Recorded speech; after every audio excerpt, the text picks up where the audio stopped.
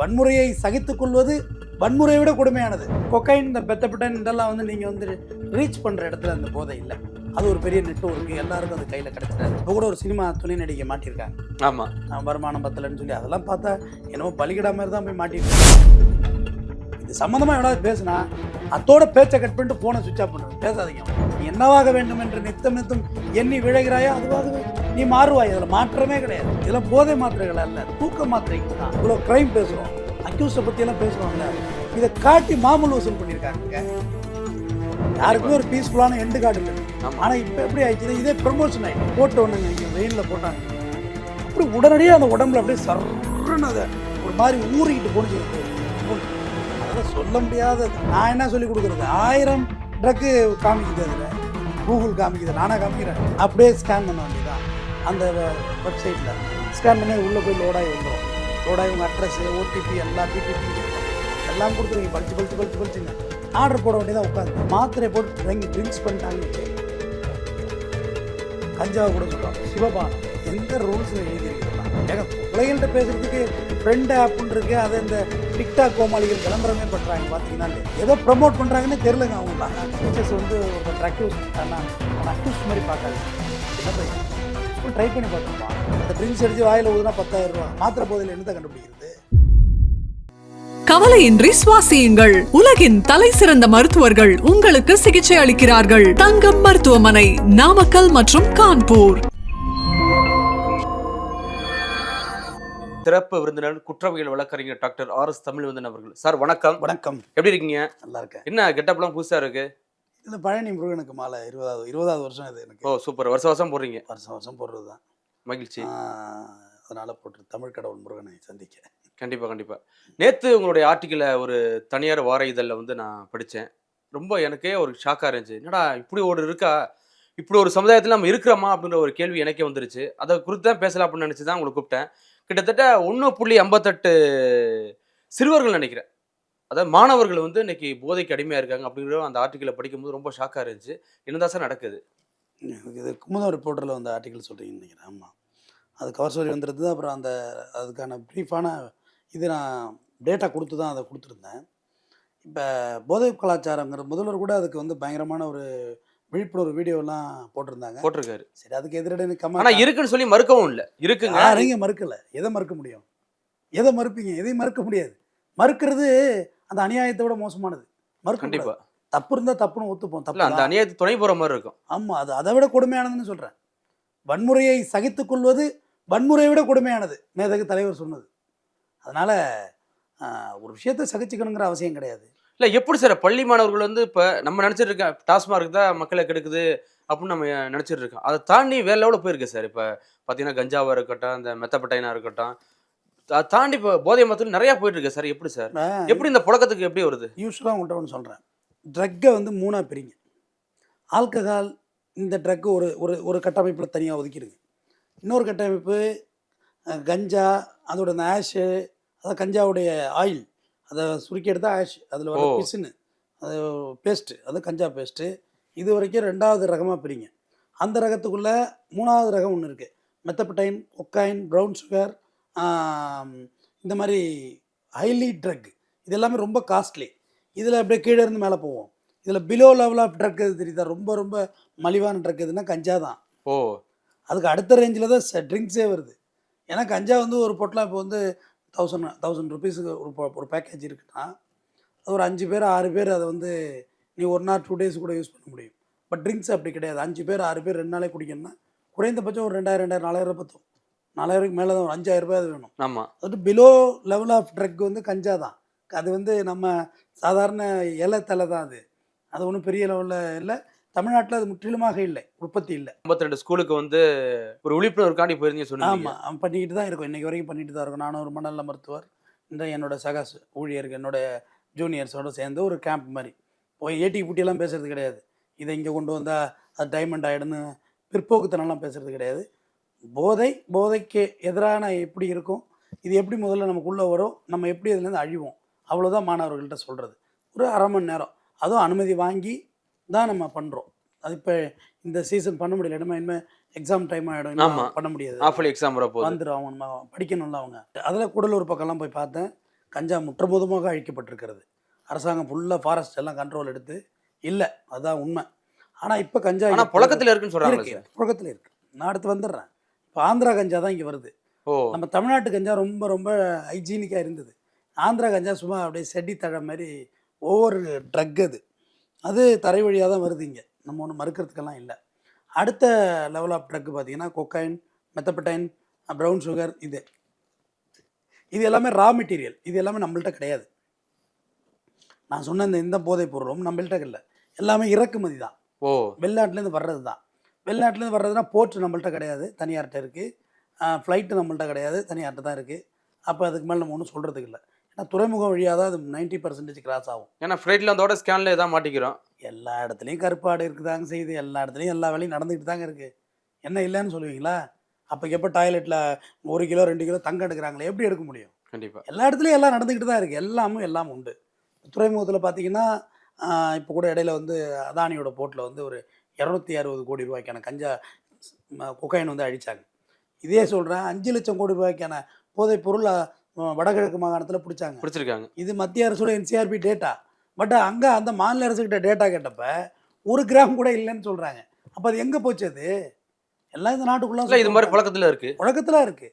But cocaine, இந்த பெத்தப்பட்டன் இதெல்லாம் வந்து நீங்கள் வந்து ரீச் பண்ணுற இடத்துல அந்த போதை இல்லை. அது ஒரு பெரிய நெட்வொர்க்கு, எல்லாருக்கும் அது கையில் கிடச்சிடாது. இப்போ கூட ஒரு சினிமா துணை நடிகை மாட்டியிருக்காங்க. ஆமாம், வருமானம் பத்தலைன்னு சொல்லி. அதெல்லாம் பார்த்தா என்னமோ பலிகிடா மாதிரி தான் போய் மாட்டியிருக்கு அதெல்லாம். ஏன்னா அது ரொம்ப ஹைலி ரிஸ்க்கு. இந்த இந்த வார்த்தைகளே யாரும் உங்கள்கிட்ட பேசாதீங்க. என்னோட நேயர்களுக்கும் என்னோட பார்வையாளர்களுக்கும் நான் தான் சொல்கிறேன். இது சம்மந்தமாக எவ்வளோ பேசுனா அத்தோட பேச்சை கட் பண்ணிட்டு ஃபோனை சுவிட்ச் ஆஃப் பண்ணுறேன். பேசாதீங்க அவன்கிட்ட. எங்கேயாவது இருக்கா மச்சான் வாங்கி தெரியா, இப்படி தான் ஆரம்பிப்பான். அதெல்லாம் எங்கடா தெரிய போகுது அப்படின்னா, இந்த மூளை இருக்க ஒரு குழந்தை அது சம்மந்தமாக தேட ஆரம்பிச்சிடும். எங்கெல்லாம் கொக்கைன் கிடைக்குன்னு. இந்த நான் கீதாச்சரத்தையும் சொல்லுவேன், நான் பைபிளையும் சொல்லுவேன், குரானையும் சொல்லுவேன். எது வேணும்னு நீ நினைக்கிறியோ அது உனக்கு கிடைச்சே ஆகும். இந்த பிரபஞ்சம் உனக்கு கொடுத்தே ஆகும். நீ என்னவாக வேண்டும் என்று நித்தம் எண்ணி விழைகிறாயோ அதுவாகவே நீ மாறுவாய். அதில் மாற்றமே கிடையாது. டெய்லி ப்ரே பண்ண நல்லவன் தான் நல்லவனாகவே ஆவார். சுவாமி விவேகானந்தர் சொல்லுவார், கையெழுத்து போன்றது உண்மையை பேசுறது ஒரே நாளில் வராது. கையெழுத்து எப்படி எழுத தான் அழகாகும். கண்டிப்பாக. உண்மையாக பேசுறது ஒரு நாளில் பழக முடியாது. தொடர்ந்து உண்மையாக பேசி தான் உண்மையாக பேச முடியும். ஒரே நாளில் மாற்றிக்க முடியாது. எதையுமே ஒரே நாளில் மாற்ற முடியாது. சிம்பிளாக எதையும் மாற்ற முடியாது.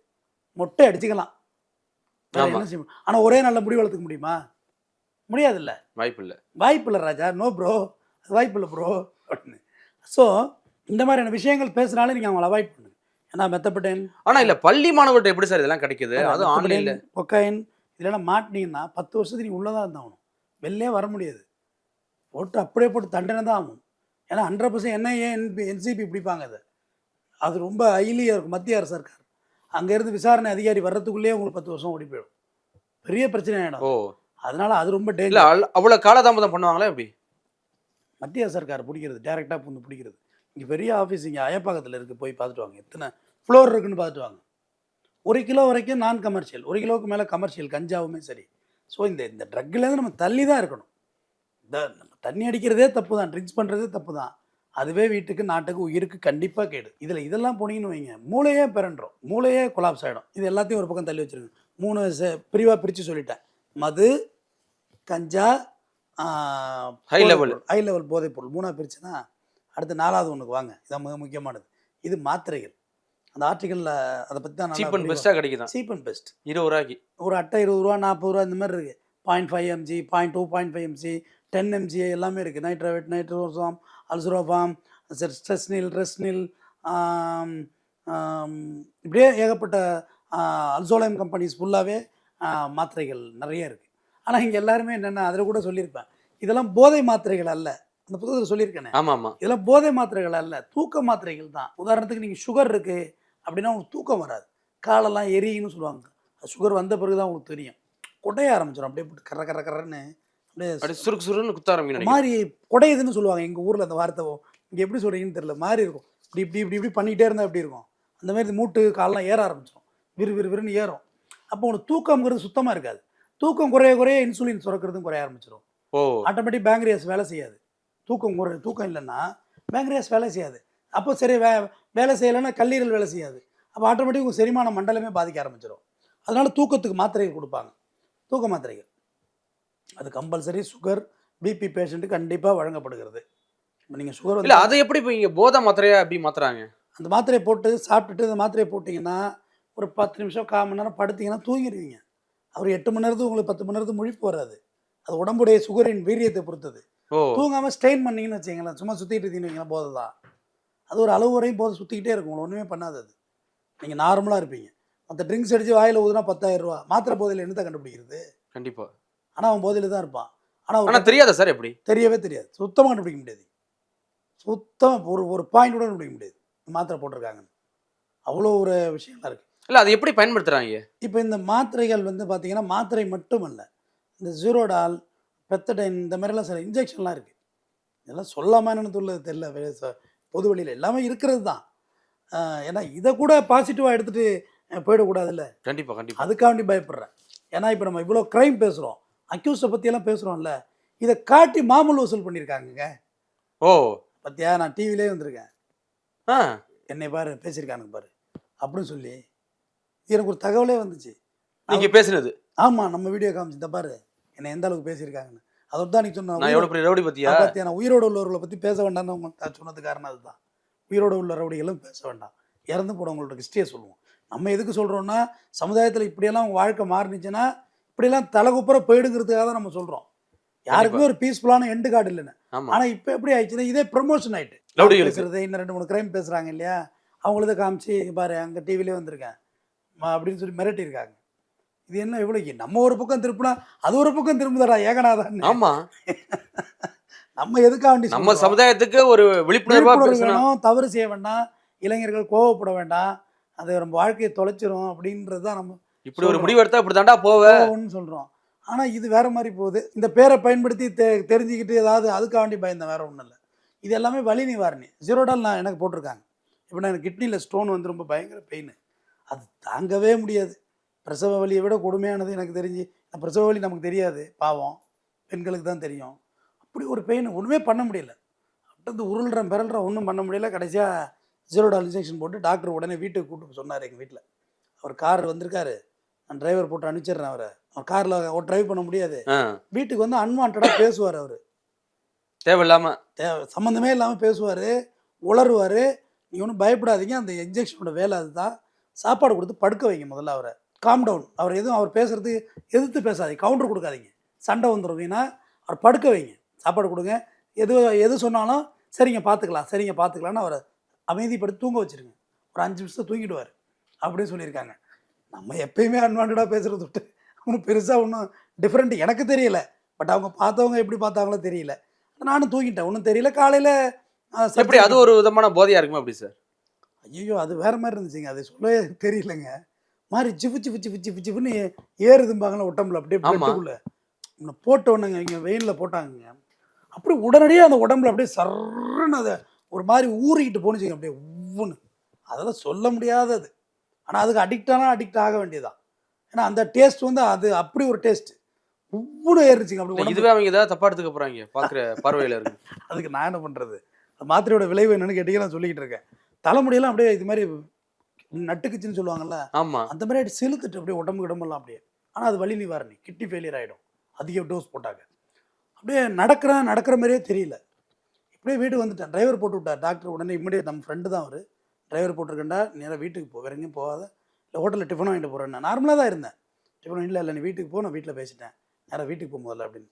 அப்போ நேராக வீட்டுக்கு வந்து கொண்டாந்து விட்டோன்னு நான் நார்மலாக தான் இருந்தேன், ஒன்றும் செய்யலை. ஆனால் நமக்கு நார்மலாக தெரியும், பார்க்குறவங்களுக்கு அது ரொம்ப நார்மலாக இருந்திருக்கும். கண்டிப்பாக. அடுத்த நாள் காலையில் எழுந்தேன், செல் எங்கே வச்சேன், அதெல்லாம் கொஞ்சம் நேரம் கான்சியஸ் ஆகிறது கொஞ்சம் நேரம் ஆச்சு. இது இந்த பெத்தடைன்னு இதே சேம் தான் இதே தாட்டு தான். இதெல்லாம் என்ன ஆகுனா, தொற்று நோய்கள் நிறையா வர்றதுக்கு வாய்ப்பு இருக்குது. எப்படின்னா எய்ட்ஸ் இந்த மாதிரி நோய்கள் இருக்குல்ல. இப்போ பஞ்சிங் பண்ணிவிட்டு அடுத்தவங்க பஞ்சிங் பண்ண, அடுத்தவங்களுக்கு எடுத்தவங்க அப்படியே யூஸ் பண்ணுறது. ஏன்னா ஒரு ட்ராப்பும் அது வேல்யூபிளாக பார்ப்பாங்க. அது நீங்கள் போயெல்லாம் கடையில் வாங்கிட முடியாது. நீங்கள் சொன்னீங்களா இளைஞர்கள் வாங்கிட போகிறாங்கன்னு, ஒரு இடத்துல கூட வாங்க முடியாது. காரணம் இதெல்லாம் ஹைலி ப்ரிஸ்கிரிப்டடு. அப்புறம் எப்படி கிடைக்குது சார்? வர்றேன், அது கிடைக்குது சொல்கிறேன். இதெல்லாம் ஹைலி ப்ரிஸ்கிரிப்டட் ட்ரக் இன்ஸ்பெக்டர் வாட்சிங். முன்ன மாதிரிலாம் நீங்கள் வாங்க முடியாது. தூக்க மாத்திரையெல்லாம் ப்ரிஸ்கிரிப்ஷன் வேணும். ப்ரிஸ்கிரிப்ஷன் வந்து கொடுங்க. அதை இப்போ எப்படி இருக்குன்னா, இதை விளக்கமாக சொல்லிடுறேன், மெடிக்கல் ஷாப்புக்காரன்னு தெரிஞ்சுக்கிட்டோம். இது டாக்டரோட பேர், அவங்களோட நம்பர்ஸ் எல்லாம் இருக்கும். இதில் மாத்திரைகள் இருக்கும். மாத்திரைகளில் சுகருக்கு கிளைக்கமேட்டா, இப்படி சில மாத்திரைகள்லாம் இருக்குது சுகருக்கு. ஆமா. மெஃபாமின் கம்பெனி எல்லாமே. அதில் ஒரு மாத்திரையாக எழுதிக்குவாங்க, தூக்க மாத்திரையை. ஓ! இவங்களே எழுதிக்குவாங்க. இது ஒரு டிடிபி சென்டருக்கு போனாலே அடிச்சுக்கலாமே. பெரிய கம்ப சுத்திரமான இது இந்த இந்த ப்ரிஸ்கிரிப்ஷன் அடிக்கிறது. டாக்டர் இது வாங்கிட்டு வரீங்கல்ல, மேலே உள்ளதை வச்சுட்டு ஸ்கேன் பண்ணால் முடிஞ்சு போச்சு. ஆமா. எழுதிக்க வேண்டியதாக ஒரு மாத்திரை. அப்படியே ஆன்லைனில் ஸ்கேன் பண்ண வேண்டியதுதான். ஆன்லைனில் கேட்கும் வெப்சைட்டு. போங்க, ட்ரக்குன்னு போடுங்க. நான் என்ன சொல்லி கொடுக்குறது? 1000 ட்ரக்கு காமிக்குது அதில். கூகுள் காமிக்குது, நானாக காமிக்கிறேன். சுந்தர பிச்சை தான் போய் கேட்கணும் இதெல்லாம் என்னடான்னு. அப்படியே ஸ்கேன் பண்ண வேண்டியதுதான் அந்த வெப்சைட்டில். ஸ்கேன் பண்ணி அது உள்ளே போய் லோடாகி வந்துடும். லோடாகி உங்கள் அட்ரஸு, ஓடிபி, எல்லா பிடிபியும் கேட்கும். எல்லாம் கொடுத்துருவீங்க பளிச்சுன்னு. ஆர்டர் போட வேண்டியதாக உட்காந்து தட்டுன்னு தட்ட வேண்டியதான். கிட்டத்தட்ட 26 ஆப்புக்கு மேலே இருக்குன்னு சொல்கிறாங்களே சார். போட்டுக்கிட்டே இருக்கேன். அதான் ஆப்பு வைக்கும் ஆப்பு தலைப்பு நல்லா கொடுத்துருக்காரு ரிப்போர்ட்டரில், குமுதத்தில். அதனால் நம்ம அதுதான் சொல்லியிருந்தோம். இதில் நீங்கள் அப்படியே மாத்திரை வந்துக்கிட்டே இருக்கும் உங்களுக்கு. ஒரு அட்டை, ஒரு ஸ்ட்ரிப் இருக்குல்ல, அதுவே 42 ரூபா 32 ரூபா இப்படி தான். குட்டி மாத்திரையாக இருக்கும். நம்ம சூஸ் பண்ணுறது தான். கலராக தான் இருக்கும் தூக்க மாத்திரை. ஒயிட்டுங்கிறது ஜோல் ஃப்ரெஷ், இப்படி சில கம்பெனி தான் ஒயிட்டில் இருக்கும், பாக்கி எல்லாம் கலர் தான். அதை பார்த்தாலே தெரியும். ஏன்னா பெரியவங்க வந்து தவறி போட்டுறக்கூடாதுங்கிறதுக்காக கலரில் வச்சுருப்பாங்க. எல்லாம் வெள்ளை மாத்திரையாக 2-3 எடுத்து போட்டாங்கன்னு தெரியாது. கண்டிப்பாக கலராக இருக்கும் அந்த மாத்திரை. அதை புரிஞ்சுக்கணுங்கிறதுக்காக தான், வேறு ஒன்றும் இல்லை. இதை அப்படியே எடுத்து போட வேண்டியதான் மாத்திரையை. இந்த மாத்திரையை கலரில் சோடாவில் போட்டு குடிச்சிட்டா எதுவுமே தெரியாது உங்களுக்கு. நீங்கள் கண்டே பிடிக்க முடியாது. வீட்டில் குடிச்சிட்டு போனால் பெத்த அப்பா அம்மாவுக்கு தெரியும். கஞ்சா கண்டுபிடிச்சிடலாம். கஞ்சா இங்கே யாராவது ஃபயர் பண்ணல, அந்த ஸ்மெல்லு கிட்டத்தட்ட ஒரு 100 மீட்ரு 200 மீட்டர் ரேடியஸ்க்கு அடிக்கும் அந்த ஸ்மெல்லு. அது ஒரு வித்தியாசமான ஸ்மெல்லாக இருக்கும். அதாவது பச்சை இலையை போட்டு கொளுத்துனா ஒரு வாசம் வரும் தெரியுமா? ஓகே. பச்சை இலையை போட்டு ஃபயர் பண்ணி பாரு, லைட்டர் வச்சு ஒரு ஸ்மெல்லு வரும். அது மாதிரி இருக்கும் கஞ்சாவோட ஸ்மெல்லு. அது ஈஸியாக கண்டுபிடிச்சலாம். போலீஸுக்கும் தெரியும், நம்மளை போன்ற குற்றவியல் வழக்கறிஞரும் ஈஸியாக கண்டுபிடிச்சிருவோம் எங்கனே ஃபயரிங் நடந்துக்கிட்டு இருக்குன்னு. அது பார்த்தாலே தெரியும். கஞ்சா அடிக்டோடைய ஆளை பார்த்தாலே தெரியும். நிறையா சாப்பிடுவாங்க. கஞ்சா சாப்பிட்றவங்க நிறையா சாப்பிடுவாங்க. இதெல்லாம் பிகினிங் ஸ்டேஜில் நிறையா சாப்பிடுவாங்க. ஆரம்ப காலம் இருக்குல்ல, கஞ்சா நீங்கள் பழகிற பீரியட்ஸில். ஈவன் ட்ரிங்க்ஸு பழக்கமே ஆரம்ப கட்டத்தில் நிறையா சாப்பிட்ருப்பீங்க. ஃபஸ்ட்டு குடி பழகினீங்க தெரியுங்களா? அப்போ பசியை போய் தூண்டும், அரைக்கும். போய் எரிய ஆரம்பிச்சோன்னு நீங்கள் சாப்பிடுவீங்க. ஆக்சுவலாக அது பசி இல்லது, எரிச்சல் ஆயிடுறது. உள்ளே போய் இரிட்டேட் ஆயிடுறது, கடப்படான்னு போட்டு எரியுது, ஃபயரிங்.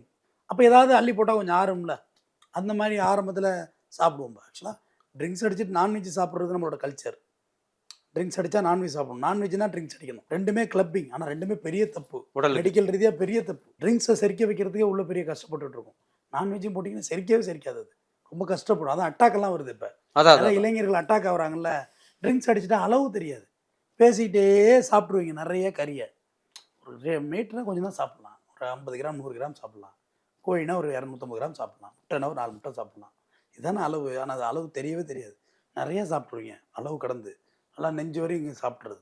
அப்போ செரிக்காது, அட்டாக் ஓடும். அப்படியே படுத்துறது. இந்த வகையான போதை மாத்திரைகளும் அதே சேம் தான். ஆரம்பத்தில் நிறையா சாப்பிட வைக்கும் உங்களை, ஆனால் சுத்தமாக கான்சியஸ் இல்லாமல் போயிடுவீங்க.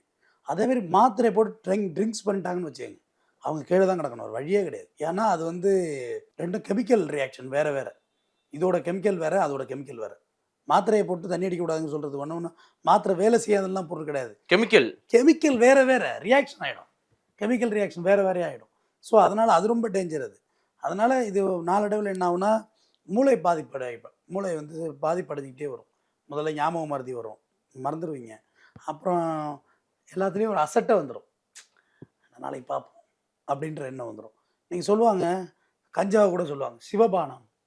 எந்த ரூல்ஸில் எழுதி இருக்குதெல்லாம் சிவபானம்? அது கஞ்சான ஈஸியாக கண்டுபிடிக்கலாம். கஞ்சா குடிக்கிறவங்கள நல்லா பட்டையெல்லாம் அடிச்சிருப்பாங்க. முடி வளர்க்குறதுல பெரிய கான்சியஸ் இருக்காது. முடியெல்லாம் கபகபன்னு நிறையா வளர்த்து வச்சுருப்பாங்க. கவனிங்க, நல்லா கவனிங்க, உத்து கவனிங்க. எல்லா சிவபக்தரையும் நான் சொல்லலை, அது ஈஸியாக கண்டுபிடிச்சிடலாம். அவங்க பேச்செல்லாம் பார்த்தீங்கன்னா ஒரு உலகத்தில் ஒரு பற்று இல்லாத மாதிரி இருக்கும். வெறுப்பாக பேசுகிற மாதிரியா? வெறுப்பாக பற்று இல்லாத மாதிரி, ஞானி மாதிரி பேசுவாங்க. ஓகே. இது என்ன போகுது பார்த்துக்கலாம், விடு பார்த்துக்கலாம். அப்படி ஸ்லோவாக இருப்பாங்க, விடு பார்த்துக்கலாம். 10,000 லாஸ் ஆகிட்டு விடு பார்த்துக்கலாம். ரொம்ப அமைதியாக போயிட்டே இருக்கும். ஆனால் அவங்க வாழ்கிறது இயற்கை வாழ்வியல் மாதிரி தோணும். ஆனால் நடைமுறை வாழ்க்கைக்கு சாத்தியப்படாது. நடைமுறை வாழ்க்கைன்னு ஒன்று இருக்குது. எனது அருமை நண்பர்களே, நம்ம இங்கே வாழ்கிறோன்னா ஒரு கணவன், ஒரு மனைவி, 2 பிள்ளைங்க, அவங்களுக்கு ஏதோ நம்ம நல்லா சேர்க்கணும், நடைமுறை உழைக்கணும், உழைச்சி சேர்த்தணும், அவங்கள ஏதோ நல்லபடியாக படிக்க வைக்கணும், நல்லபடியாக அவங்கள கரை சேர்த்தணும். இதுதான் நமக்கான ஒரு ப்ராக்டிக்கலான வாழ்க்கை. சரி, இதெல்லாம் தேவையில்லை தானே. நான் ஞானியாகவே இருக்கேன் அப்படின்னா அது நீங்கள் அன்மேரிடாக இருக்கணும், பட் உங்களோட சந்ததி உங்களோட நின்று போயிடும். இப்போ நான் இப்போ இறந்தா கூட எனக்கு இறப்பே கிடையாது. ஏன்னா என்னோட ஜெராக்ஸ் பிரதிகள் இருக்கு, உங்களோட ஜீன் இருக்கு, ஜீன் இருக்கு, வளர்ந்துட்டு இருக்கு. வளர்ந்துக்கிட்டு இருக்கு. நான் என்னோட பிறப்பின் ஆம், அர்த்தமே அதுதானே. நாம் வாழ்ந்த வாழ்க்கைக்கு சான்றாவது இன்னொரு உயிர் தானே. கண்டிப்பா இன்னொரு உயிர் ஆயிட்டு இல்லை. அதனால் நம்ம அந்த அந்த பீஸ்ஃபுல்லான டெத்தை நோக்கி நம்ம பயணிக்கலாம். கண்டிப்பா கண்டிப்பா. எது பணம் சம்பாதிக்கல, காசு சம்பாதிக்கலங்க தவிர பாக்கி எல்லாத்தையும் நம்ம சம்பாரிச்சிருவோம். ஆனால் அதில் அப்படி இருக்காது. எல்லாத்துலேயும் பற்று இருக்காது. இல்லற வாழ்க்கையில் பெரிய திருப்தி இருக்காது. பிள்ளைங்களுக்கு பெருசாக சேர்க்கணும்னு தோணாது. அப்படியே தனியாக ஒதுங்க ஆரம்பிப்பாங்க. அப்படி ஒதுங்கினா நாளடைவில் இளைஞர்கள் வாழ்க்கை பாழாயிடும். இது பள்ளி மாணவர்கள்ட்டே இந்த பழக்க வழக்கம் வந்துட்டான்னு வந்துட்டு. இல்ல எப்படி சார் பள்ளி மாணவர்கிட்ட எப்படி இது போய் சேர்ந்துச்சு இந்த ஆமாம், அவன் மாத்திரைகள்? வச்சிருக்க கம்மியான காசுக்காக தான் செய்ய முடியும். தண்ணி அடிச்சுட்டு ஸ்கூலுக்கு போனால் தெரிஞ்சிடும், வாத்தியார் கண்டுபிடிச்சிடுவார். மாத்திரையை போட்டு போய் உட்காந்தா தெரியுமா? கஞ்சா எடுத்துகிட்டு போய் உட்காந்தா தெரியுமா? கஞ்சாவும் வந்து நிறைய அடித்த பிறகு அவங்க வாயிலேருந்தே அந்த வாடை வர ஆரம்பிச்சிடும். ஓ, அந்த கிரஞ்சு ஸ்மெல் வர ஆரம்பிச்சிடும். அந்த அந்த புகநாத்தம் வாயிலேருந்தே வரும். பல்லெல்லாம் கெட்டுரும். இன்னைக்கு சொல்கிறேன், சிறந்த ஒழுக்கமாக ஒழுக்கம் இல்லையாங்கிறது பல் வரிசையை வச்சு சொல்லிடலாம். பல் வரிசை அழகாக இருக்கு பாருங்க. எனக்கு பூரா ஆக்சிடெண்ட்டில் போன பல், அது வேறு விஷயம். என்ன ஏமல்ல பார்க்குறாரு. அமரன் படத்தில் சிவகார்த்தி சொன்னார் மம்புட்டி அப்படின்னு, பல்ல தான் சொன்னார் அவர். பல் வரிசை வந்து அழகாக இருக்கும், கரைபடியாம இருக்கும், கரைபடியாமல் ரவுண்டாக இருக்கும். அந்த ஷேப் இப்படி இருந்தால் கண்டிப்பாக அவர்கள் தனி மனித ஒழுக்கம் வாய்ந்தவர்களாக இருப்பார்கள். 80% இது உண்மை, 80%. ஏன்னா அந்த மூளையோட அமைப்பு தான் அந்த பல் வரிசை.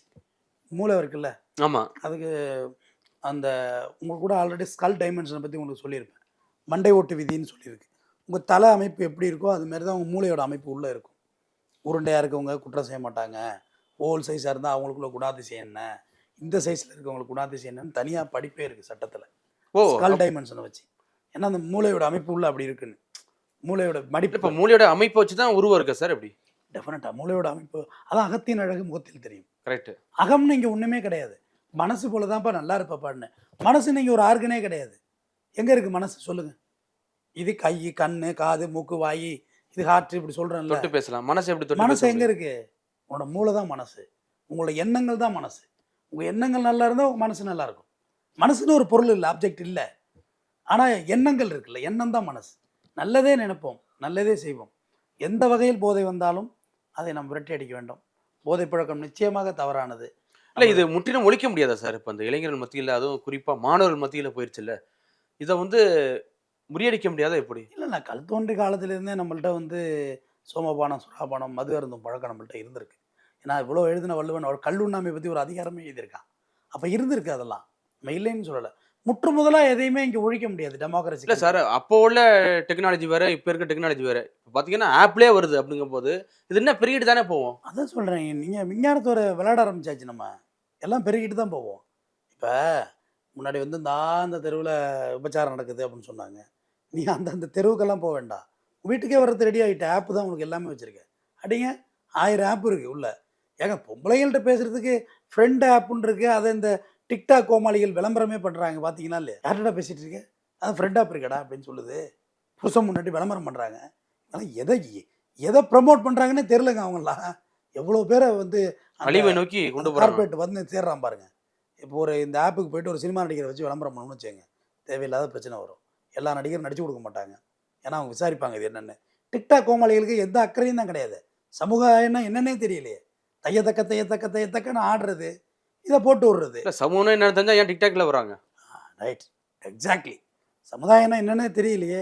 எனக்கு ரொம்ப, நானும் ஒன்றும் பெரிய சமுதாயத்துக்கு எனது சுதந்திரத்துக்கு போராடின தியாகி மாதிரிலாம் பேச விரும்பலை. ஆனால் இந்த சமுதாயம் போகிற போக்கு நினச்சி நான் வருத்தப்படுறது உண்டு. அதுவே நான் பெரிய கடமையாக நினைக்கிறேன். அந்த சமுதாயத்தில் என்னடா அப்படி இருக்கேன்னு. நான் காலையில் 10-11 மணி திரைப்படம் ஓடுதில்ல, அப்போ என்னைக்காவது வேறு கெஸ்ட்டு யாராவது வந்து என்னை கூட்டிகிட்டு போவாங்க. அந்த ப்ரிவியூ ஷோ நிறையா நான் போவேன். திரைப்பட வெளியீட்டு விழாவுக்கு நிறையா போவேன். அதில் 11 மணிக்கு போக்குள்ள அவ்வளோ பேர் தேட்டருக்கு படத்துக்கு வந்திருப்பாங்க. ஒரு ஒர்க்கிங் டேயில் இவ்வளோ பேருக்கு இங்கே வேலை இல்லையா, இல்லை வேலைக்கு போக விரும்பலையா? எப்படி 11 மணிக்கு இவ்வளோ கூட்டம் வருது இந்த இடத்துக்கு? ரொம்ப வேதனைப்பட்டிருக்கேன். அதுமாரி 12 மணிக்கு டாஸ்மார்க்கில் கூட்டம் 10:59, 11:59, 55லேருந்தே நிற்பாங்க. அப்போ நினச்சிருக்கேன், 12 மணி ஒரு ஒர்க்கிங் டேயில். இப்போ நம்ம எங்கேயாவது டூர் போகிறோம், அங்கே வேறு ஒன்றும் ஒர்க்கு கிடையாது. இப்போ நீங்கள் ஊட்டி போகிறீங்க, கொடைக்கானல் போகிறோம், அங்கே உங்களுக்கு என்ன ஒர்க் இருக்குது சொல்லுங்கள்? சுற்றி பார்க்கும், அங்கே என்ஜாய் பண்ணுறீங்க, ரைட்டு, ஓகே. பட் நம்ம இது ஒர்க்கிங் சிட்டி. சென்னை வந்து என்னோடய ஒர்க்கிங் சிட்டி. பட் எங்கள் ஊர் வந்து எனக்கு ஒர்க்கிங் சிட்டி கிடையாது. ஆமா. என்னோட ஹோம் டவுன் வந்து எனக்கு ஒர்க்கிங் சிட்டி கிடையாது. அங்கே நான் ஃப்ரீக்வெண்ட்டாக இருப்பேன். காலைல 11 மணி கூட எழும்போது தூங்கி அப்பயும் முடியல அங்கே அவ்வளோ. அங்கேயும் வேலை இருக்குது எனக்கு. பட் அங்கே எனக்கு எதுவுமே இல்லை. இந்த ஃபார்மல் ட்ரெஸ்ஸு போடணுங்கிற அவசியம் இல்லை. கைலி கூட கட்டிட்டு சுற்றலாம், ட்ராக் ஷூட் கூட போட்டுக்கலாம், டிஷர்ட்டு போட்டுக்கலாம், ஷேவ் பண்ணணுங்கிற அவசியம் இல்லை. சும்மா கேஷுவலாக இருக்கலாம். சும்மா கூட வெளில போகலாம், வரலாம், நினச்ச நேரத்தில் நைட்டு 1 மணி கூட வீட்டுக்கு வரலாம், படுக்கலாம். ஏன்னா அங்கே எனக்கு எந்த வேலையுமே இல்லை. பட் சென்னையில் அப்படி இருக்க முடியல. வேலைக்காண்டி இது வந்திருக்கு. ஒர்க்கிங் சிட்டி, பழைக்க தானே வந்திருக்கீங்க. இங்கே அப்படி என்னால் இருக்க முடியாது. பட் இங்கே உள்ளவங்களே அது மாதிரி இருக்காங்களே நான் நினச்சி ஃபீல் பண்ணியிருக்கேன். வேலைக்கு போகலாமே. ஒரு இன்றைக்கி ஒரு கொத்தனார் அசிஸ்டண்ட்டாக போனால் 1000 ரூபாய் சம்பளம் இங்கே. கண்டிப்பா சார், கண்டிப்பா. 30 நாள் போனால் 25 நாள் போங்க, 25,000 ரூபாய். உங்களுக்கு என்ன குறைச்சலாயிட போகுது? எல்லா வேலையிலும் இப்போ ஏன் ஹிந்திக்காரங்க அடுத்தவன்ட்ட வந்துட்டாங்க. 10 ரூபா கூட 50 ரூபா கூடன்னு கேட்டு குடிக்கணும்? சொந்த காசை போட்டு குடிப்போம், கெத்தாக இருந்துட்டு போகலாமே. ஆனால் அப்படி இல்லையே. இங்கே வேலைக்கு போகிற நேரத்துலேயே குடிக்கிறாங்க. எனக்கு அதுதான் வருத்தம். இந்த ஒர்க்கிங் ஹவர்ஸ் டேஸில் என்ஜாய் பண்ணுறது, டூர் போகிறதுலாம் எனக்கு ரொம்ப கில்ட்டியாக இருக்கும், குற்ற உணர்வாக இருக்கும்னு சொல்கிறேன். கில்ட்டி மீன்ஸ் எல்லாரும் வேலையை போறேன், நம்ம ஊர் சுத்த போறோமே. ஆமாம், வேதனையாக இருக்கும். இதே ஃப்ரைடே, சாட்டர்டே, சண்டே எல்லாம் எதுவுமே தெரியும். சண்டேயை பற்றி நல்லா தூங்கி எழுந்துக்கலாம், எந்த குற்றமும் இருக்காது நமக்குள்ள. காரணம் அது லீவு நாள் தானே, ஒன்றும் ஒர்க் இல்லை. ரெண்டாவது இப்போ என்ன மாதிரி சொந்த ஆஃபீஸ் வச்சுருக்கவனுக்கு அதுவும் நிம்மதியும் போயிடுது. நாளைக்கு உள்ளதெல்லாம் எழுதணும் போகணுன்ட்டு சண்டேவே எனக்கு ஆஃபீஸ் தான். ஆமா. வீட்டில் இருக்க நேரத்தை விட ஆஃபீஸில் தான், அலுவலகத்தில் நிறைய நேரங்கள் இருக்கிறேன்.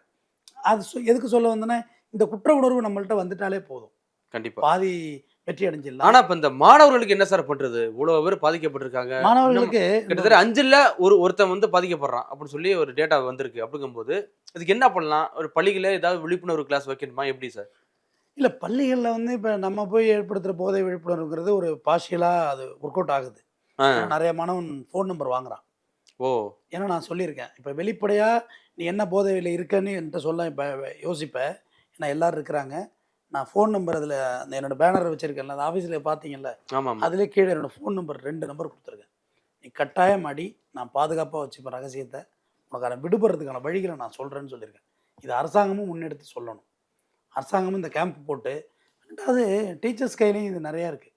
டீச்சர்ஸ் வந்து ஒருத்தன் ட்ரக் யூஸ் பண்ணிட்டான்னா அவனை அக்யூஸ்ட் மாதிரி பார்க்காதீங்க. சின்ன பையன் சும்மா ட்ரை பண்ணி பார்த்துருப்பான். ஒரு சிகரெட் எல்லோரும் அடிக்கிறாங்களா, அடித்து பார்த்துருப்பான். அதை ஒன்று அவனை அக்யூஸ்ட் மாதிரி பார்த்தா அவன் எப்படி தேத்த முடியுங்க சொசைட்டிலேருந்து? கண்டிப்பாக கண்டிப்பாக. அவர்கிட்ட எல்லாரும் அடிக்கிறாங்களே பீரு, நம்மளும் ஒரு பீர் அடித்து தான் பார்ப்போமே. அடித்து பார்த்துருப்பான், ட்ரை பண்ணியிருப்பான். ஆனால் அவனை உடனே அக்யூஸ் பண்ணிடாதீங்க. அவனை கூப்பிட்டு கவுன்சிலிங் பண்ணுங்க. எல்லாம் சாப்பிட்லாம்ப்பா, 12th பரீட்சை நல்லபடியாக முடி, 12th பரீட்சை நல்லபடியாக முடி, நல்லா மார்க் வாங்க, நல்ல மார்க் வாங்க, நானே உனக்கு வாங்கி தரேன், நான் வாங்கி தரேன்டா, ஆசை குருவா நான் வாங்கி தரேன், நீ படி, தயவுசெய்து படி அப்படின்னு சொல்லி. இப்போதைக்கு வேண்டாது, இப்போதைக்கு அவனை நிறுத்து, அப்புறம் பேசிக்கோ. 12th பாஸ் ஆனது பிறகு அது கல்லூரியில் போய் சேர, அப்புறம் நான் வாங்கி தரேன்னு கூட சொல்லிக்கலாம். இல்லை அதுக்கான எத்தனை ஆசிரியர்கள் இது மாதிரி ஃப்ரெண்ட்லியாக பேசுவாங்க? பேசுகிறதே இல்லையேங்க, பேசுகிறதே இல்லைங்க. ரொம்ப பெரிய சிக்கலாக இருக்குங்க. ஏங்க, மாணவனா தப்பு பண்ணதாங்க செய்வான். இதை காமராஜர் அப்பயே சொல்லிட்டாருங்க. அதாவது பழைய கதை தான், எல்லாமே பழசு தாங்க, புதுசாகலாம் இந்த பேசுறதே போகுது ரொம்ப. ஆமாம். மாணவர் வந்து ஒரு கண்டக்டருக்கு மாணவனுக்கு சண்டை, நம்ம காமராஜர் சாலை இன்னைக்கு இருக்க மெரினா பீச் சாலை. இப்போ கண்டக்டர் வந்து மாணவனை அடிச்சு போடுறாரு, மாணவன் ரோட்டை மறைச்சிட்டான். இப்போ செக்ரட்டரியேட் போடுவார், என்ன அவர் கூட்டமாக இருக்குன்னு, இந்த மாதிரி சண்டையா அப்படின்னு வண்டியை விட்றா முதல்ல அங்கேன்னு. நேராக போனோன்னே கண்டக்டர் பிடிக்கும், உனக்கு எதாவது அறிவு இருக்கா, பள்ளிக்கூடத்து மாணவன்ட்ட போய் அவங்களுக்கு இருந்திருக்க, பள்ளிக்கூடத்துக்கு போகிற ரோட்டில் உட்காந்து அவன் படிப்பு என்ன வருது, உனக்கு வேலையை கிடையாது, டிஸ்மிஸ் பண்ணுறேன் போடா, நீங்களாம் பள்ளிக்கூடத்துக்கு போங்கப்பா அப்படின்ட்டு போயிட்டார். போயிட்டு நைட்டு வந்து என்னங்க டக்குன்னு வேலையை விட்டு தூக்கி விட்டீங்க அவனை அப்படின்னு, அவனை வர சொல்லியிருக்கேன் அப்படின்னாரு. வந்தாரான். அப்போ சொல்லியிருக்காரு, பள்ளிக்கூடம் படிக்கிற மாணவன் முன்ன பண்ண தான் இருப்பான், அதுக்காக நீ அவனை கை நீட்டுவியா, படிக்கிற பிள்ளை ரோட்டில் உட்காந்து அவன் படிப்பு என்ன வருது, பாழாப்படாது, இனிமேல் அந்த ரூட்டில் அவன் டியூட்டி போடல, வேறு ரூட்டில் டியூட்டி போட்டிருக்கேன், அந்த ரூட்டில் எதை போய் ஒழுங்காருன்றிருக்காரு. எவ்வளோ பெரிய வாஸ்ட் நாலேஜ். கண்டிப்பாக 4வது தான் படிச்சிருக்காரு காமராஜர். எதுக்கு சொல்ல வர்றேன், கலைஞர் படிக்கலை, ஆனால் பள்ளிக்கூடத்துக்குள்ள எல்லாரும் அழைச்சிட்டு போனார் பஸ் பாஸ் கொடுத்து. இவ்வளவும் இந்த அரசாங்கம் நீ காலை சிற்றுண்டி திட்டம் எல்லாம் போடுது, நமக்கு டெய்லி முட்டை போடுது. இப்போ நம்ம பிறக்கலையேன்னு நினச்சி வேதனை போடுறோம். இப்போ இருந்தால் ஜாலியாக இருக்கலாங்க. நம்ம ஒரு காலத்துல வாரத்துல ஒரு முட்டை, அன்னைக்கு தான் ஃபுல் % ஆகும். ஃபுல் இன்னைக்கு டெய்லி முட்டை. முட்டை இந்த பருப்பு சாம்பாருக்கு அடிச்சுக்கிறது. இன்னைக்கு வந்து டெய்லி முட்டை, சைக்கிளு, 3 சக்கர சைக்கிளு, பைக்கு, 3 சக்கர பைக்கு, ஸ்கூல் பேக்கு எல்லாமே A to Z உண்டு. இதில் இடஒதுக்கீடு வேறு. நீங்கள் எதுவும் வேண்டாம், பிள்ளைய பற்றி 1வது கொண்டு சேர்த்துட்டா போதும், 12வது வரைக்கும் அந்த பிள்ளைய தள்ளிட்டு வந்துடும், அந்த பள்ளிக்கூடம் தள்ளிட்டே வந்துடும், உங்களை விட்டுறாது. ஆனால் அங்கே இதுமாரி நடக்குதுங்கிறது வந்து நல்லா படிக்கிற மாணவர்களுக்கு அரசு பள்ளி மேலே உள்ள நம்பிக்கையை போயிடும். நம்ம மாணவர்களை திருத்துவதற்கு தான் நம்ம வந்திருக்கோம், வருத்த வேண்டாம். பட் அவங்கள திருத்துற கடமை நம்மளுக்கு இருக்குது. அதோடு தான் அரசாங்கம் ஆசிரியர்களுக்கு அதிகமான சம்பளத்தை ஏன் வழங்குதுன்னா, இந்த சமுதாயத்தை கட்டமைக்கும் ஒரு சமுதாய சிற்பிகள் அவங்கெல்லாம். வாத்தின்னு எல்லாரையும் நம்ம ஏளனமாக நினச்சிடுறோம். ஆனால் அவங்க நம்மளை ஒழுங்குபடுத்தணும். நம்ம அவங்க சொல்கிறத ஒபே பண்ணணும். Obey the order. சொல்கிறத கேட்டோம்னாலே போதும், நல்ல இடத்துக்கு வந்துடலாம். நன்றி. கண்டிப்பா சார். மீண்டும் மற்றொரு நிகழ்வை சந்திப்போம். மிக்க நன்றி. நன்றி. கவலையின்றி சுவாசியுங்கள். உலகின் தலை சிறந்த மருத்துவர்கள் உங்களுக்கு சிகிச்சை அளிக்கிறார்கள். தங்கம் மருத்துவமனை, நாமக்கல் மற்றும் கான்பூர்.